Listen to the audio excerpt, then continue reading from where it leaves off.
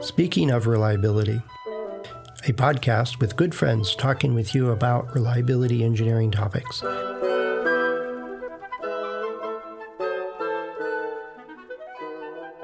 Welcome to Speaking of Reliability. This is Fred Schenkelberg. And this is Mojan Sohi. Hi, Fred.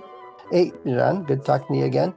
I sent you over a paper. We were chatting a couple of weeks ago, and it was a article from the New Yorker magazine that came across my feed somewhere by Joshua Rothman, and it's called "Why Paper Jams Persist," which caught my attention because I first got into electronics at Hewlett-Packard working on inkjet printers, and paper jams was blamed on the mechanical engineers, of course.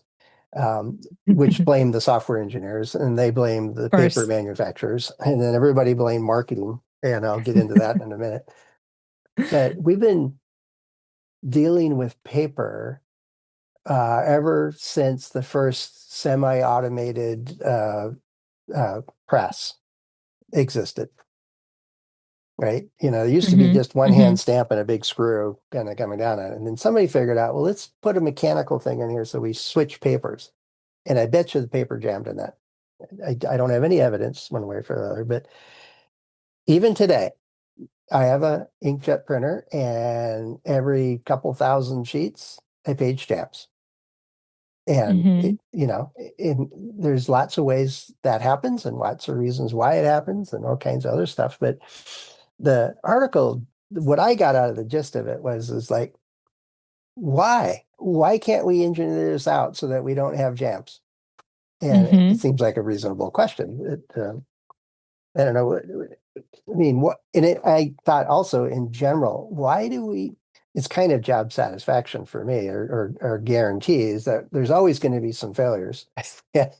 So that we stay employed, figured it out. But it sounded like they were working with what I think it was a Xerox team, and it sounded like it was a major technical laboratory or theoretical laboratory. They were going into the stuff that, I mean, who cares? But they were going into, what does the edge of the paper look like? What is the thicknesses? What is this? What is this? How's humidity? And they went into like 500 variables and all these ways to test it and organize it and everything else. And they said, yeah, jams still happen, even with their best of systems. But what did you take away from it, as you first shot at it? Yeah, I think it's, well, for one, I love that they got into this, right? Like, I think we should be asking more questions like this, I think, of everyday items. And I think like there's probably many more examples, right? Of similar, it's just household equipment that we have that do have something that is about them, and if we just kind of have accepted maybe in a way that's just how it is. Occasionally, this thing that it doesn't do what it's supposed to be doing, and I love that they asked the question of like, well, yeah, why is that? And then my other thought was, I mean, when you think about it, it reminded me of how the current the more modern, if you will, like equivalent of this challenge in my head is getting robots to fold clothing, right? Like folding a non-rigid object in a particular way, I think is a pretty challenging thing to do. Right. I gave up on that when I was 12. Yeah. You're just like, this is not necessary. What are we doing? That's right. Buy clothes that don't wrinkle, just shove them in the drawer. Right. Yes. Yeah. But I think it's fascinating, right? I think they're trying to get robots to do so many different things. And I think folding has, at least based on my knowledge of talking to controls engineers and roboticists, like, and kinematicians, like, folding non-rigid objects is a pretty tough challenge. And it kind of made me think about you have this paper is also non-rigid. It has to go into this, mechanism and come out. It has to go through it at a particular rate. You have to be able to accept like multiple sizes of papers with different thicknesses, and they're going to be different. They're going to probably have different friction on surface roughness, basically. Oh yeah, think of glossy versus cloth-ish type Exactly. ones. Exactly. That's a pretty broad spectrum when you think about it. Yeah, exactly. So on the one hand, I'm like, yeah, like you kind of think about it, like, yeah, why is that? Like, we put a man on the moon. Why are we still having paper jams? But on the other hand, well, it is a challenging problem. Well, it is. It's in, Yeah. but it's not. If we had created the first printer way back when, Hmm. and it said this is the only paper that works with it, right? And it's, Hmm. a proprietary, this is the only paper that works with it. And I mean, there's Hmm. laser printer paper and there's inkjet printer paper. And then there's glossy versions and stuff and everything else. So I blame marketing Hmm. is they say, but people want to print on t-shirts. They want to print on this. They want to print on that. They want to do greeting cards. They want to do this and that. And like, okay, so if you don't like jams, this is the paper you use. That's it, none others. And I don't even think Mm. that would work. That would not work. Yeah. No, but the No, not it would work not. because customers say, wait a Hmm. second, I want to print greeting cards, I want to print labels, I want to do this or that or the other thing. And I've talked about it in other podcasts before, is that when we first get a technology, it's it's new and the early adopters get it and they, use it and say, yeah, this is great or not. And then it gets adopted and goes into mass production and all the other happy stuff that happens. But it's new and novel, and you give it a lot of grace, going, oh, I don't need to hand type this thing. I can just print it. What a Hmm. deal. I don't need to go to some print shop someplace or, go someplace that has the special equipment to print it. I can do this on demand at home. What a deal. And if it jams, it's, yeah, it's inconvenient, but it's like getting a flat tire in your car. You don't stop driving because you might get a flat tire one time in 10 years. Hmm. The value of having it able to print most of the time is good enough. But the issue is that that doesn't stay static. That use case and that mechanism and that quality of paper changes. And for all kinds of reasons. And I blame marketing mostly for that. But we're using printers in different Yeah. places. We have different use patterns for it. People have used printers like a home printer in an office printing full color glossy photos of open houses coming up kind of thing, Yeah. flyers. It was Yeah. never intended to do that. It can, but it will jam. It will get hot. It will change dimensions. It will build up more dust than it knows how to deal with, and so on and so on.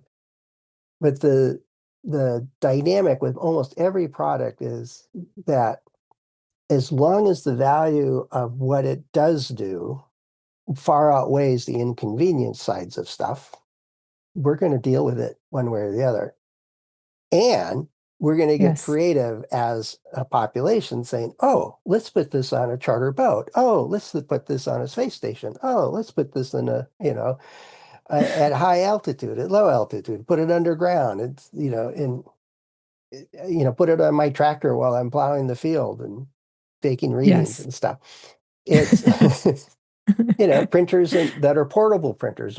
I'll take it in my briefcase and use it off my car's power, kinds of stuff like that.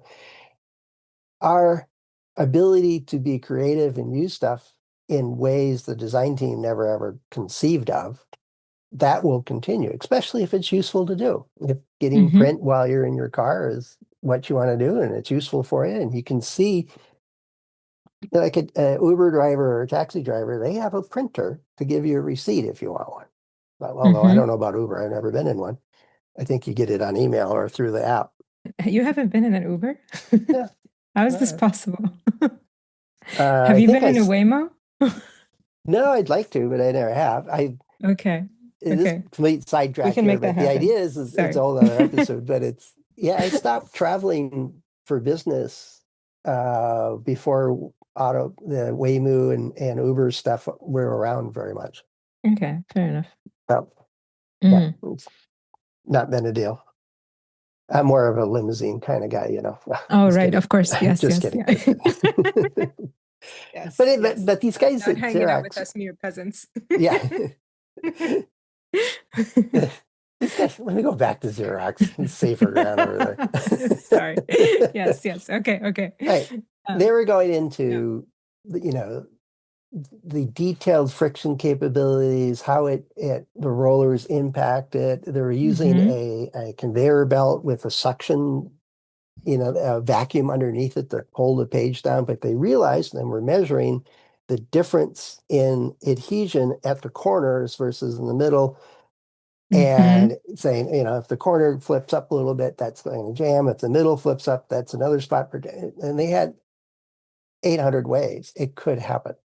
Hmm. And it's to me, it was they've got too much money and they're trying too hard.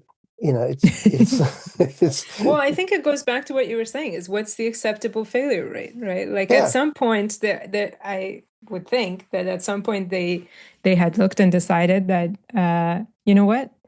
This is a good reliability.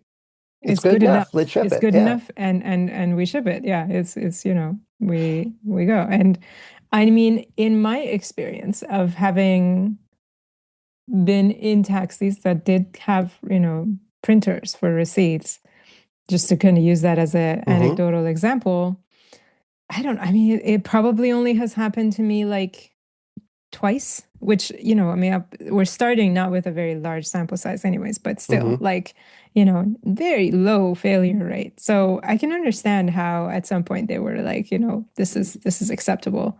But I can also, of course, as an engineer, understand from the engineer's perspective to like sciencing this, right? They want to get to the bottom of it. Like I love that they mentioned, the Bernoulli principle in the article, and they Yeah. had simulations and they thought about, exactly like you said, the friction of the paper. And they even talked about how humidity changes the properties of the paper, and you have to take that into account. Yeah. And then it changes as you put paper into a hot environment, say going into an active printer and it's cold paper, Yeah. And the depending on humidity what type changes the what type crust. of Yeah. tree the paper came from, if it's like Yeah. pine Length or of fir, fiber. eucalyptus. Yeah, Yeah. exactly. It Yeah. was amazing. Yeah. They got all Yes. kinds of cool, and if they could Yes. solve it and eliminate the problem, just think Hmm. of all the levers and gadgets and software codes that say, oh, you have a paper jam. Turn lever A, open slot B, reach your hand into this place you can't see that has lots of things that will just eat your hand and pull your paper out. And don't mind the Yes. ink all over your hand. You got the paper out, you know. Yeah. But Yeah. Yeah. these machines all have all this extra engineering going into it. How do you open this? How do you examine this? How do you get access to these different places so that you can clear a jam relatively easy, right? If Yeah. if you didn't Yeah. have Yeah. access to it and it jams, you got to get a screwdriver out, and really that's not going to be an everyday activity. I think the issues with that will go up. And think of the engineering tolerancing when this is on a hinge and has to open and close. When if it Hmm. was just fixed, it wouldn't have that much variability. So it's like we kind of accept Yeah. that it happens and we need to solve the problem, because when it happens and you can't clear it, then you have to go to the shop to clear it, for example, or have somebody Hmm. professionally take it apart, reassemble it. Hmm. That's a huge annoyance versus, can I compromise and increase the chance of jams, but make it easy to clear? And at some Mm. point, Yeah. it's the same with many, many products, is if it's really difficult to put a piece of lead in your mechanical pencil, and that's the only way to refill it, and you finally found a pencil you like, and now you can't Yeah. refill it, am I Yeah. going to buy that again? Whereas Yeah. if they make it really simple to reload it, then it's not a big deal. It's a consumable part of the product, and you do it. It's a balance of what is like it kind of goes back to our previous topics a while back from of repairability, right? Like Hmm. how easy is it to repair this thing? And to your point, if you can make it much easier to repair, maybe the user might be okay with a higher failure rate. It's an engineering judgment.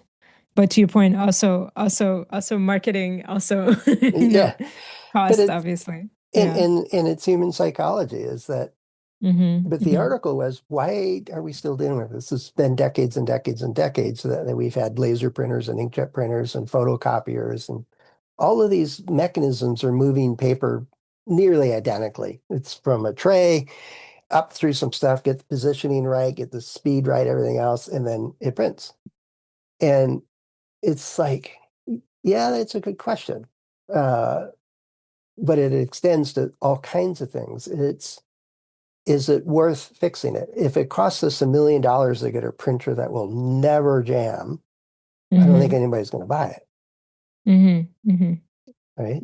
Yeah. Years Yeah. ago, I got called in to work with the team, and they were in Barcelona at the time in Hewlett Packard, and they had been making plotters. I mean, some of them were 4 or 5 feet Mm. wide, huge Large sheets of ones. paper, and it Hmm. was really really good printing on it because of the mechanical and electric, all the drawings they're doing had to be precise Hmm. and show up very well. And they were amazing, absolutely amazing. The mechanical precision they held on this long throw for this print head to go over to do all this stuff and get it all exactly the right height and the right dimensions and everything else was a miracle that it worked.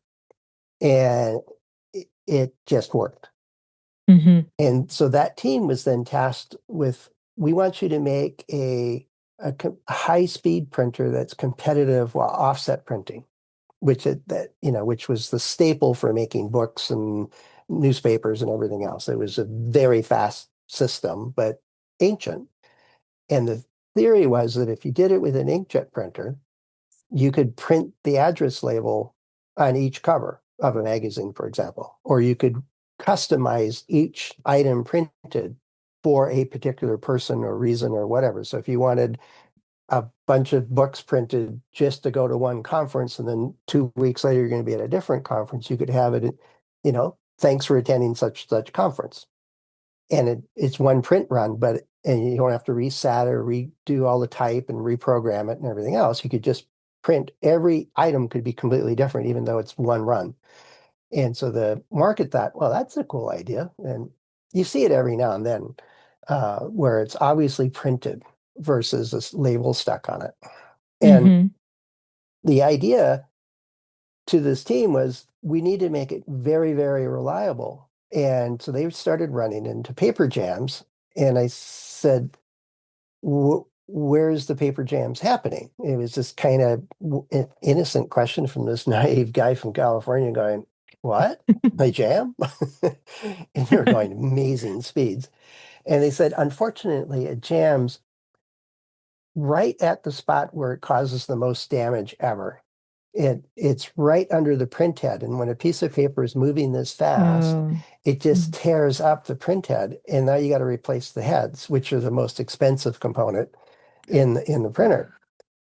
And Wow. and it just wreaks havoc for their Hmm. uptime and throughput and everything else. I said, well, why is it jam there? He says that's when we're finally getting it aligned just right to be under the printer. I says, how about you move it up 2 feet, get it aligned there. If it's going to jam, it jams there where it doesn't hurt anything. And then make it very easy to replace that piece, pull that jam out. And they all Hmm. looked at me like I had two heads or something. It's like, we can do that? Yeah. This thing's the size of the room. Yeah. Yeah. Just Yeah. put it over Exactly. there. And Sometimes when you're working on something and your head's down, you just kind of don't, zoom out to think about what else is possible. that's right. And part of it also is they had worked for decades on making things that were very reliable, not repairable, reliable. Hmm. And now they got the system where, yeah, it's going to jam. They're moving so many pieces of paper through it. Instead of one per hour, it was something like 1,000 a minute or something like that. It was Wow. incredibly fast. Mm. So they were not used to this idea of, turn lever A, open hatch B and stuff like that, pull the paper out, reset, push the button, go again. They Yeah. That was not part of their design psyche. And Hmm. but it goes back to that. We mentioned paper has all this variability, and there's different marketing needs for totally different types of paper and cardstock to t-shirts and everything in between. The variability is what gets us. That's why we have failures. It's not that we can't design it to not fail. Yeah. Eventually it'll fail. Everything's going to fail Yeah. eventually. Yet if we're making a printer for 5 years and you only use this one kind of paper and only in this humidity and in all these other criteria, yeah, you could probably make it so it doesn't jam, but nobody cares Well, to your enough point, to do it. I think, yeah, exactly. I think yeah, exactly. Is that it's that balance of like, yeah, is it worth going to look at it and to consider the different options? And are they even, kind of thinking about it? I think is, it got to a point where probably it was like good enough. It would be great to talk to someone that worked at Xerox at the time, Like I think that whole facility, I think at the time was working on so many fascinating things, and I've read like previous articles about just that time at Xerox, and Yeah. like there was just so many inventions. So Yeah, and then they gave half of them away, and other people made billions of money, lots of money off of yes, it. yes, Their yes, marketing, they say, "Oh, nobody will whip films forever." That's just never going to happen. And they yeah, invented the digital camera yes, in that yes, they time frame. did. But Yeah. but yeah, so it goes. There's a whole other book written about that somewhere. But so anyway, if you're working on trying to solve a problem that is persistent and it's a nuisance, maybe. Um, why? You know, why is that the focus versus other things? And, Hmm. I'm quite sure there are reasons for some, and there might be marketing reasons, a major customer, whatever. But if you've got if you're listening to this and you're working on a problem to, reduce a failure rate, is that really the right thing to do? Is that clear? And I'd be interested to know what kind of factors go into that decision. What do you guys consider? So let us know. Head over to sendoreliability.com/go/SOR, and you can find a couple of ways to get in touch with us. Jean and I and the other hosts of the show are available through LinkedIn and our About pages. And that paper was Why Paper Jams Persist by Joshua Rothman out of the New Yorker magazine. And I don't have the date on the printout I have, but you should be able to find it anyway. Um, I don't know. Luckily, our Zoom connection has been working this entire 20 minutes. So miracles do happen. Yes, some things do have higher reliability. That's right.